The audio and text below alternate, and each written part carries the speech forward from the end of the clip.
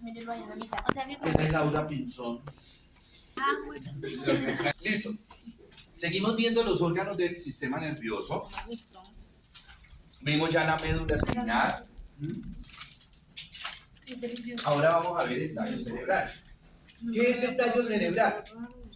El tallo cerebral, pues, es obviamente uno de los órganos del encéfalo. Está ubicado allá en la parte superior del encéfalo, junto con el cerebelo y junto con el cerebro. ¿Sí? Muy bien. Para uno ubicarse, entonces el tallo cerebral está justamente por delante del cerebelo. Aquí estaría el cerebelo y delante del cerebelo está el tallo cerebral y está en la parte inferior del cerebro. El tallo cerebral tiene tres elementos constitutivos. Acá tenemos el tallo cerebral, lo estoy viendo de abajo hacia arriba. Entonces este sería el primer elemento constitutivo, que es el mesencéfalo. Luego viene la protuberancia o puente y luego viene el bulbo raquídeo. Esos tres elementos forman el tallo cerebral. El tallo cerebral, como todos los órganos del sistema nervioso, es muy importante. ¿Por qué? Primero, tiene tres funciones excesivamente importantes. Primero, se constituye como una vía de paso para todas las vías nerviosas. Todas las vías nerviosas. O una de dos. O las vías nerviosas hacen sinapsis ahí las neuronas en el tallo, o simplemente pasan. Miren, por favor, las vías aferentes craneales. Miren la vía aferente craneal. ¿Dónde termina la primera neurona y dónde comienza la segunda neurona? Termina en el tallo cerebral y termina en el tálamo. La primera neurona de una vía aferente craneal termina acá, en el tallo, en una parte del tallo. Y ahí, esa primera neurona hace sinapsis con la segunda. O sea que la segunda neurona de una vía aferente craneal comienza ¿en dónde? En el tallo, de ahí sube hacia el tálamo. ¿Sí?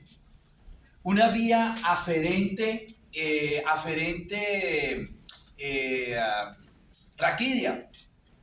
La primera neurona termina en la médula y ahí en la médula comienza la segunda neurona que pasa por el tallo, pasa para terminar en el tálamo. Las vías eferentes craneales, la primera neurona comenzó en la corteza y termina en el tallo. La primera neurona de una vía eferente raquídea comenzó en la corteza y pasa por el tallo para terminar en la médula espinal. Miren la importancia de ese tallo, ¿sí? Todo el tallo está constituido por vías nerviosas, ¿correcto? Primera función. Segunda función, importante, que aquí en el tallo vamos a encontrar el origen real y el origen aparente de unos nervios, que también son vías nerviosas, que van a recibir el nombre de nervios raquídeos o nervios craneales, que son estos que ustedes están viendo y que más adelante vamos a ver. Tercera función, en el tallo, específicamente en el bulbo raquídeo, se encuentran los centros reguladores de funciones neurovegetativas. ¿Cuáles son esas funciones neurovegetativas? Frecuencia cardíaca, frecuencia respiratoria, tensión arterial, tos, hipovómito. Ahí está el centro regulador de esas funciones, ¿correcto? Mire una lesión en el tallo lo grave que sería. Un tumor, ¿sí? Un aneurisma en alguna de las arterias que mañana vamos a ver. Gravísimo, ¿correcto? Bueno, muy bien.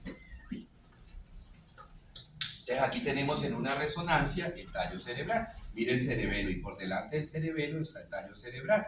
Las tres partes del tallo cerebral: mesencéfalo, protuberancia, bulbo raquídeo, ¿correcto? Aquí viendo el cerebro desde la cara inferior, bulbo, protuberancia y el mesencéfalo. mesencéfalo. Muy bien. Vamos a ver algunas partes del tallo cerebral. Bueno, perdón. Acá tenemos el tálamo y todo esto es el tallo. Mesencéfalo, protuberancia, bulbo, raquídeo. Vamos a ver algunas estructuras. Quizás la parte que tiene más estructuras a nivel del tallo es la cara anterior del tallo, que es la que estamos observando. Entonces, tenemos en el bulbo, tenemos el surco medio anterior. A los lados veo dos elevaciones que reciben el nombre de pirámides. Detrás de las pirámides hay otro surco que se va a llamar el surco preolivar. Al lado del surco preolivar, otras dos elevaciones que reciben el nombre de olivas. Y detrás de las olivas, otro surco que se va a llamar surco retroolivar. Entre el bulbo y la protuberancia encuentro otro surco. Este surco se llama bulbo protuberancial o también se puede llamar surco póntico inferior. Cualquiera de los dos nombres está correcto, ¿cierto? Luego encuentro la protuberancia o puente. Aquí encuentro en toda la parte central de la protuberancia encuentro como un canalito que se llama la fosa basilar. Ahí va a ir una arteria que veremos mañana que se llama la arteria basilar.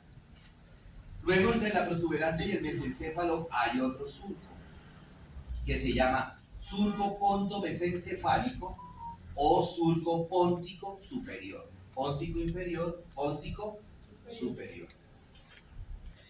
En la protuberancia encuentro como estos brazos, ¿sí?, que se llaman pedúnculos. En este caso se van a llamar pedúnculos cerebelosos.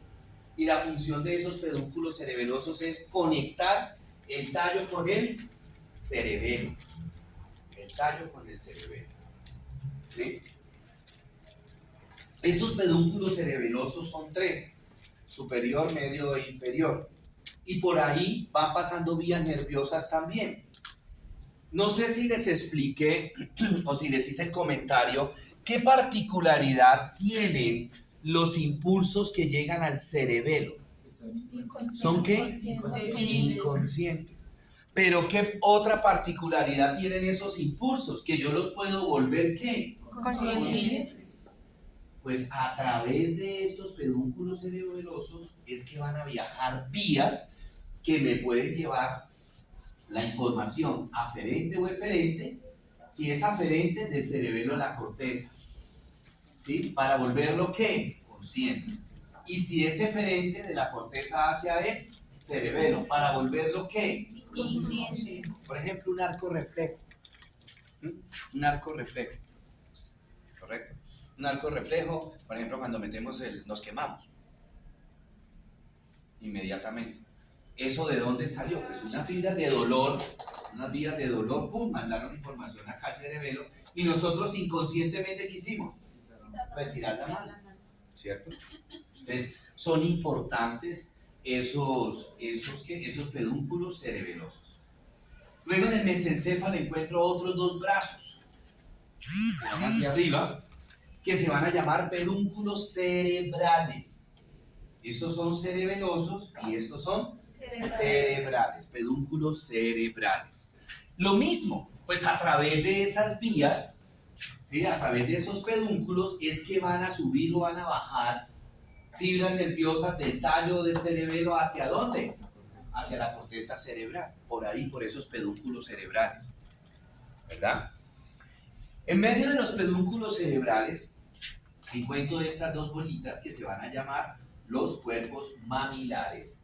Y debajo de los cuerpos mamilares encuentro unos punticos, unos huequitos que me van a formar lo que se llama el espacio perforado anterior. Espacio perforado anterior. Esos serían los elementos estructurales más importantes en la cara anterior del tallo cerebral, ¿sí? Bueno. Les decía ahorita que la segunda función que les comenté importante era que en el tallo habían los orígenes reales y los orígenes aparentes, ¿sí?, de unos nervios que se van a llamar los pares craneales o nervios craneales, ¿sí?, que son esos que ustedes están ahí. Son 12 pares craneales, 12 pares craneales, que vamos a ver ahora. El primero y el segundo par craneal no son considerados pares craneales. ¿Por qué? Porque son prolongaciones de la corteza cerebral, ¿sí? Son prolongaciones de la corteza cerebral, ¿sí? Entonces, primer par craneal, olfatorio. Primer par craneal, olfatorio. Ahorita les digo las funciones. El olfatorio es el que va de primero. Está la corteza del cerebro. Hubo.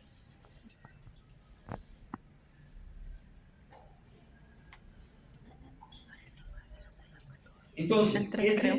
¿por qué no es par craneal? ¿Dónde se origina el olfatorio?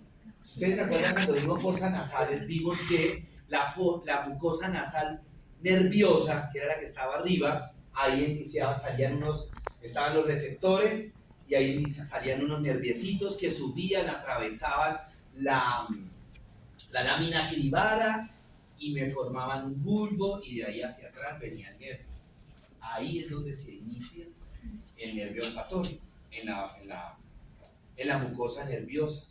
¿Y a dónde llega ese nervio olfatorio? Mire, llega a la corteza cerebral. Entonces, se deja como par craneal porque es un nervio muy importante. Este es el olfatorio, ¿sí? Segundo par craneal, óptico. Segundo par craneal, óptico. También no se considera par craneal porque no tiene origen en el tallo. ¿Dónde se origina ese par craneal? Se va a originar en la retina. ¿Y dónde va a terminar? En el óvulo occipital.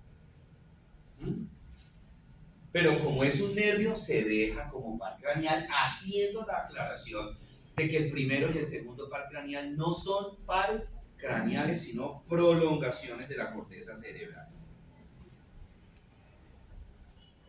Perdón. Muy bien, tercer par craneal. El tercer par craneal su origen aparente lo tiene a nivel del surco póntico superior. Este. Se llama motor ocular común. ¿Sí ve? Motor sigue el ocular 3, común. que es el oculomotor. Cuarto par craneal. El cuarto par craneal es el único par craneal que tiene su origen aparente. Tiene su origen aparente en la parte posterior del tallo. Y abraza los pedúnculos y sale por la parte anterior. Este es el cuarto par craneal. Se llama troclear. Se llama troclear. Anteriormente se llamaba patético. Yo el viernes di una charla acá, había un congreso de radiología, no sé si ustedes lo vieron, a los chicos, un congreso internacional, y yo di esta charla. ¿Se acuerdan que hicimos un poquito de clase y después hablé de los epónimos y de lo que ya no se usa en anatomía? Precisamente uno de esos que era el cuarto par craneal, que anteriormente se llamaba patético, ahora se llama troclear. Quinto par craneal.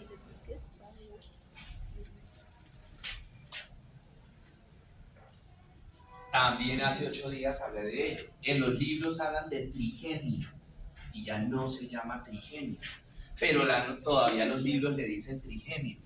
¿Cuál es el trigemio?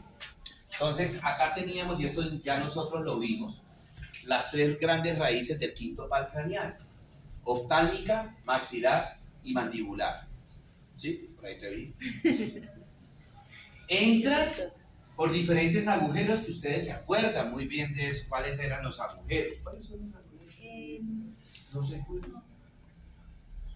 ¿Qué? ¿Agujeros? Agujero oval, circular mayor y el circular menor.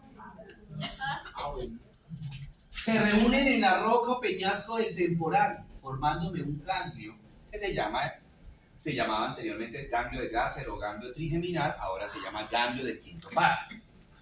De ahí sale un nervio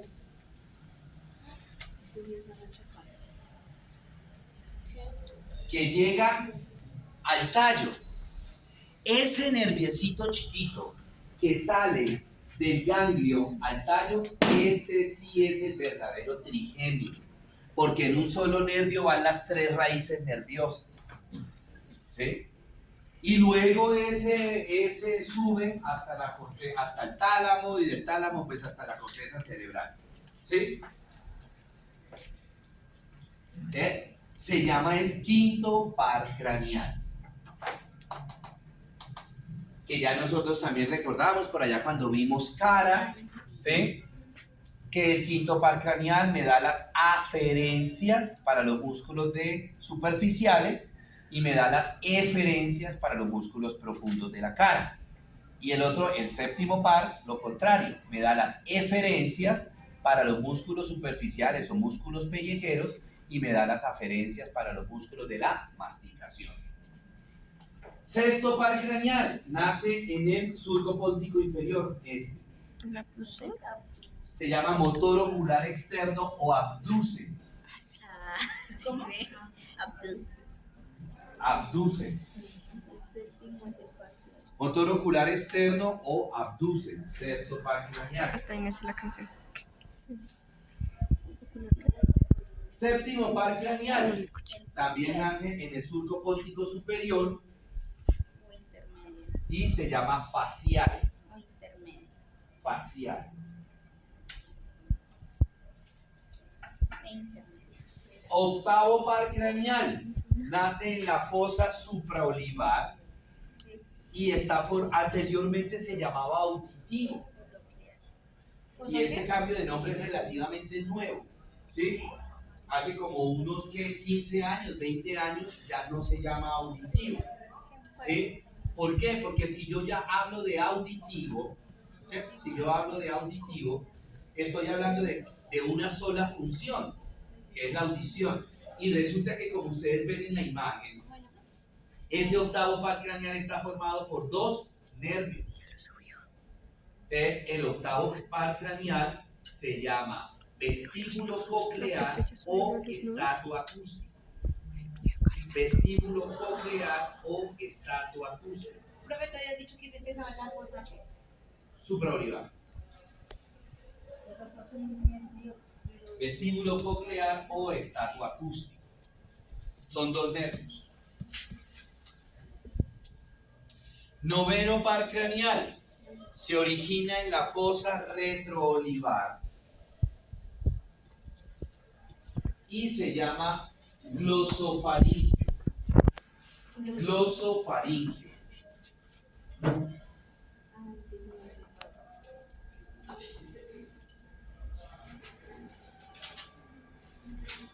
Décimo par craneal.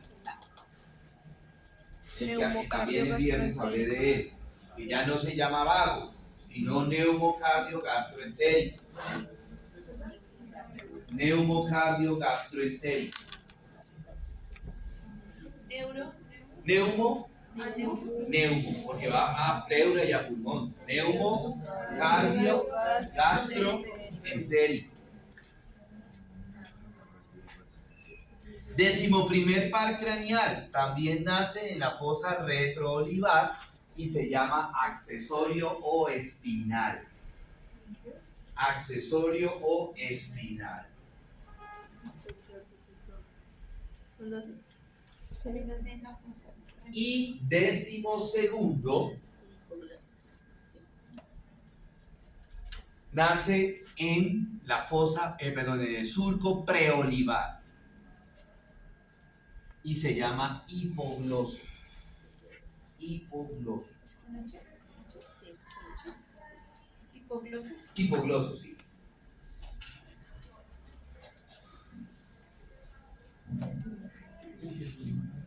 Preolivar. ¿El 12? Preolivar. Entonces, ahí están los 12 pares craneales. ¿Correcto? Vamos a ver la parte funcional.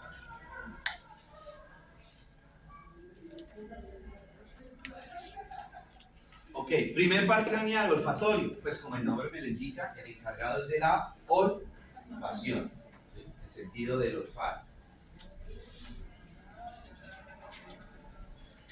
Segundo par craneal, el óptico. Su función es la visión. Después sigue el 3, que es el Función es la oculomotor. visión. Ese par craneal, acá, Sí, me sí, ese par craneal ese motor tiene- ocular. Puso al revés. Y yo me lo aprendí, oculomotor.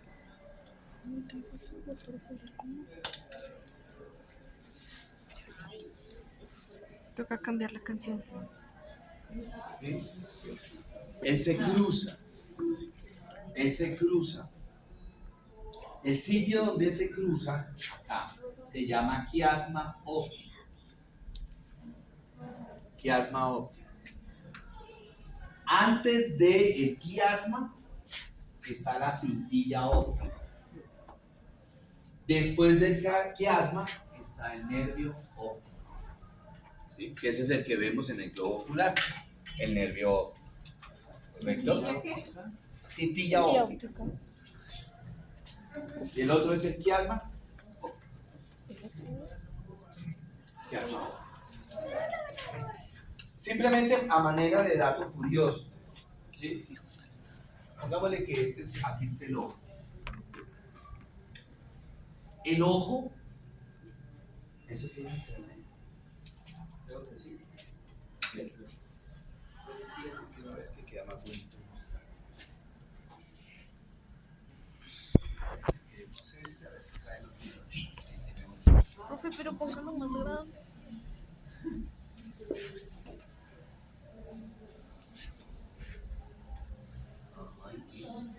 ¿Dónde está?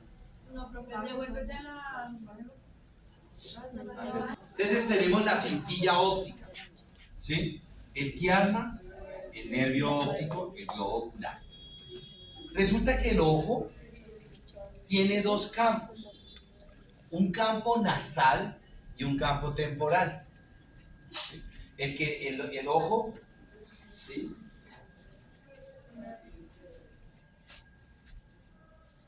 Lo dividimos, este sería la parte interna y este sería la parte lateral. Un campo nasal, porque aquí estaría la nariz, y este sería un campo temporal, porque aquí estaría el hueso temporal. De cada campo nacen unas fibras nerviosas, que son las que ustedes están viendo acá. Es que no se ve bien ahí, no se ve bien. Espérase. El ojo tiene un campo nasal, está con azul la fibra nerviosa, y un campo temporal que está en rojo. Aquí está la corteza visual, lóbulo occipital. Entonces, del campo nasal de cada ojo nace una fibra nerviosa que empieza a viajar por el nervio óptico. Mire lo que hace esa fibra nerviosa en el campo temporal. ¿Sí? Se va por la cintilla óptica y llega a la corteza visual. ¿Qué particularidad ven ahí?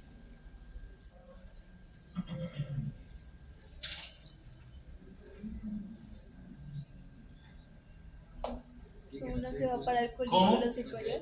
O sea que es ipsilateral. ¿Cómo así? Ahora mire la fibra nerviosa del campo nasal. Nació por el campo nasal del ojo derecho o izquierdo, este sería izquierdo, se va por la cintilla óptica y en el campo, en el quiasma, se va ¿para qué lado? Para el lado derecho. Se decusa. Se decusa. Entonces, cuando un paciente, pues eso es más para el oftalmólogo, cuando un paciente llega con esos problemas visuales, hay que tener en cuenta cómo está viendo el paciente, ¿sí? Para saber si la lesión está en el mismo lado o si está en el lado contralateral. Porque uno se va para el colículo superior. A ver, espere que hay una que se llama lesión del décimo par craneal. Esta lesión, vamos a poner aquí, lesión. Hay una imagen que yo uso.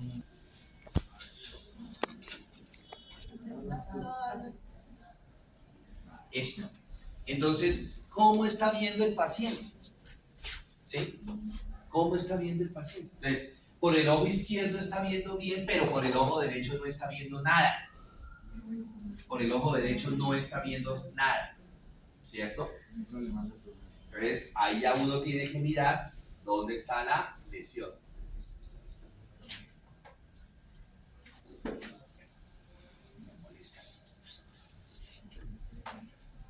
Campo visual conservado, normal, campo visual dañado en el ojo derecho, ¿cierto? ¿Dónde estaría la lesión? El paciente puede presentar que no ve por los campos temporales de ambos ojos, o sea, ve el centro, pero no ve los lados. Puede ser que vea, miren cómo se pierde la visión. Estaría hablando aquí, sería 60%, o sea, ha perdido el 40% del campo temporal del ojo izquierdo, y un 65-70% del campo nasal del ojo derecho. Y así sucesivamente. Entonces hay que tener, pues, esto es más para el oftalmólogo, ¿no?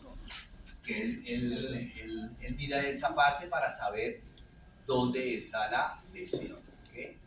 Esta parte del nervio del décimo par es bastante bonita. Complicada, pero bonita. Bueno, muy bien. Pasemos ahora al tercer par craneal, el motor ocular común. ¿Sí? Motor ocular común. Por eso toca cambiar la canción. Él inerva unos músculos extrínsecos de los ojos, que vamos a ver ahorita en la práctica. Los músculos extrínsecos de los ojos, los inerva él. ¿Cuáles músculos extrínsecos de los ojos? Recto superior, recto inferior, recto interno y oblicuo inferior. Ese tercer par craneal es el responsable de la aducción del globo ocular. Ya sabemos que es aducción.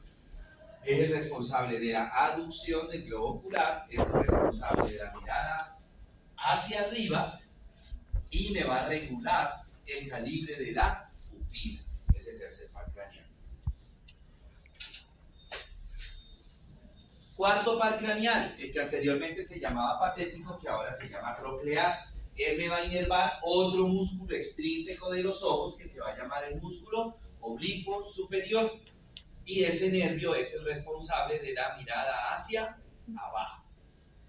Quinto par craneal trigémino. De una vez recordemos un cuadrito que yo les hice por allá cuando vimos la cara. ¿Sí?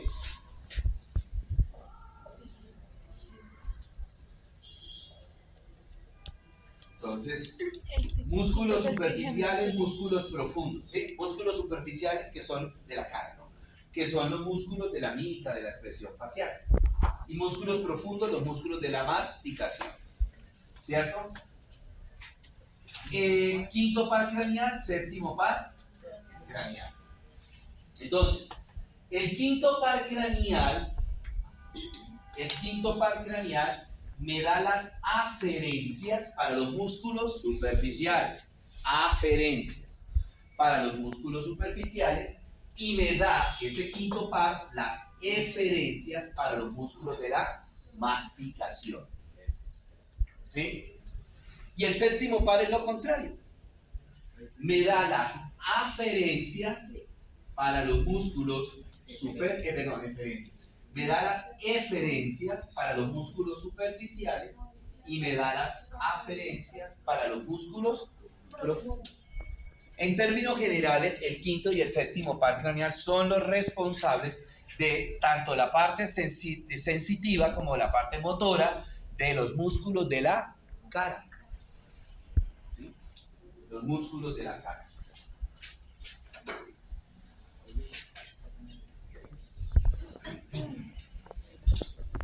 Bueno, muy bien. El sexto par craneal, oculomotor, o recto externo, o recto lateral. Él me va a inervar el último músculo extrínseco de la cara, que es el músculo recto lateral, también llamado abducens, tanto el nervio como el músculo. Porque ese músculo abducens o recto lateral es el encargado de llevarme el globo ocular hacia afuera. O sea, es el responsable de la ABD del globo ocular.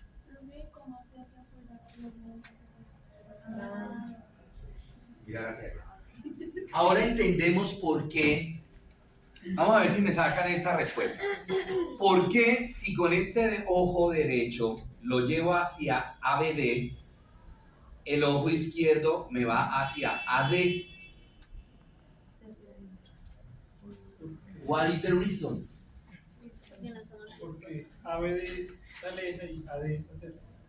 Pero ¿por uno qué? para un lado? Porque ambos tienen su función para un solo lado. No. Están conectados. Miren usted con el ojo derecho hacia acá, miren. Y el ojo izquierdo ¿para dónde se movió? Hacia adentro, hacia medial. Y el ojo derecho hacia lateral. What is the reason? What about this? No, What do you think about it? Uno tiene su... ¿Su merced qué opina? que La naturaleza es muy sabia, ¿sí?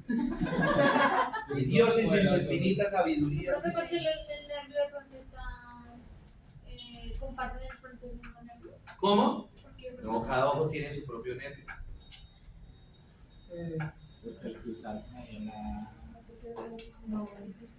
Tarea. O sea, no. Lo que sería aquí en la. ¿Cómo se llama? Tarea, para mañana. Listo, séptimo par, ya lo vimos. Octavo par, el que anteriormente se llamaba auditivo, que ahora se llama estato acústico o vestíbulo coclear. Son dos nervios, ¿se acuerdan que les mostré en la imagen que son dos nervios? Un nervio se va a llamar vestibular y el otro nervio se va a llamar coclear.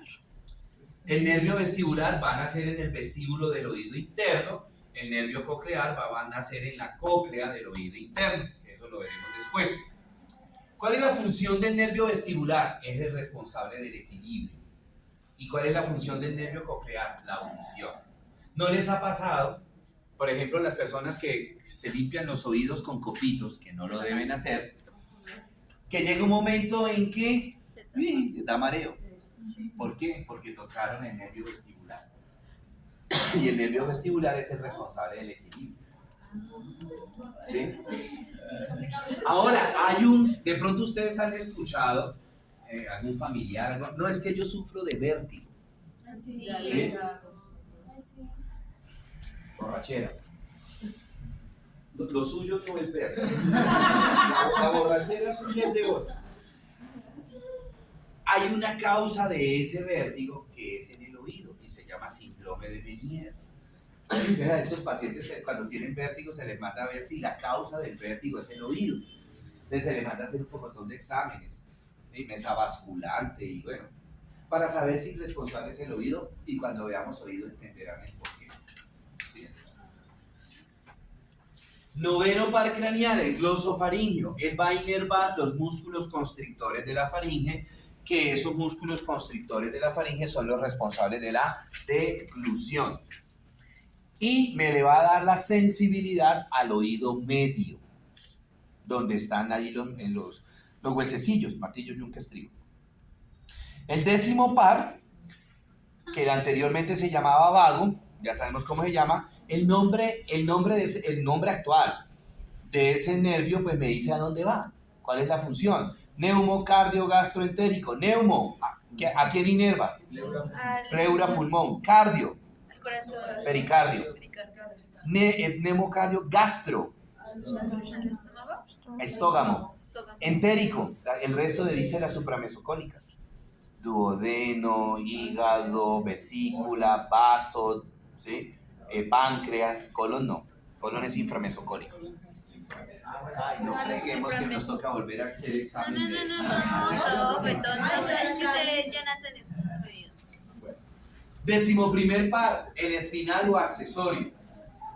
Él es el responsable de enviar fibras nerviosas a el músculo diafragma, que es el de la respiración, y envía fibras nerviosas a el músculo cricoaritenoideo, que es el que me forma las cuerdas vocales verdaderas. Músculo cricoaritenoideo. Claro, si eso ya lo vimos por allá cuando vimos la laringe. Y finalmente el decimosegundo par craneal, el hipogloso, es el responsable el que tienen ustedes más desarrollado. Mentira. Pues dice la ley. Ya, mire, como la use usted, ese sí lo censura. Siempre las cosas. Yo hablo en mi ingenuidad y en mi castidad de que la usan para hablar. Para hablar. ¿Cierto? Bueno, muy bien. Listo, chicos. Preguntas, dudas, inquietudes. Ojo. Bueno, dejemos ahí. A las 11 nos vemos en el laboratorio.